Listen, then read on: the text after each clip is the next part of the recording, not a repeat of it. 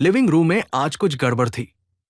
फर्श पर खड़ा था हमारा छोटा शैतान, अपने हाथ में पकड़े हुए एक लाल गुब्बारा, और चेहरे पर वही पुरानी शरारती मुस्कान, जैसे गुब्बारे में हवा नहीं, कोई सीक्रेट प्लान भरा हो। उसे देखते ही समझ आ जाता, आज घर में कुछ धमाका होने वाला है। सोफे के पास पीली ड्रेस में खड़ी उसकी छोटी बहन भी चुपचाप उसे देख रही थी, आंखों में एक्साइटमेंट की चमक।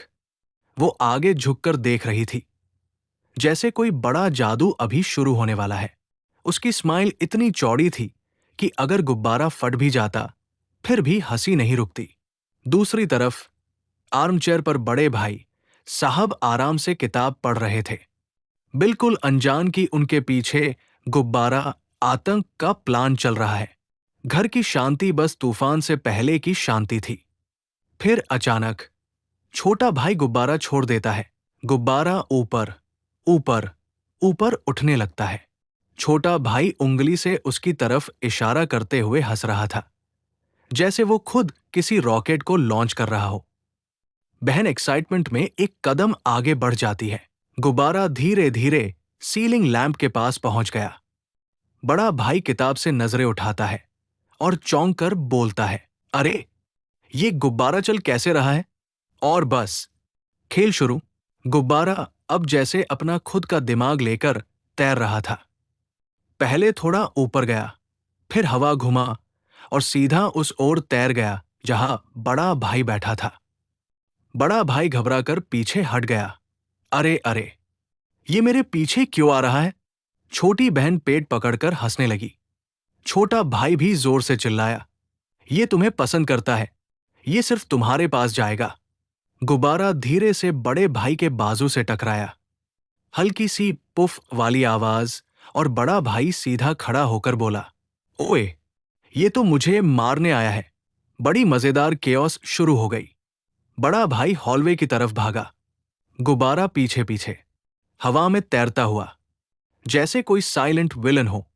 गुब्बारा एक बार ऊपर गया, फिर नीचे, फिर एकदम बिग ब्रदर के सिर के पास आकर होवर करने लगा, जैसे कह रहा हो, भाग कहाँ रहा है, मैं यही हूं।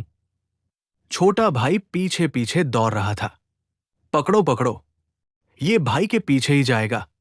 छोटी बहन भी ज्वाइन कर गई और हंसते हंसते बार बार बोल रही थी, भैया बलून मैग्नेट है, बलून मैग्नेट।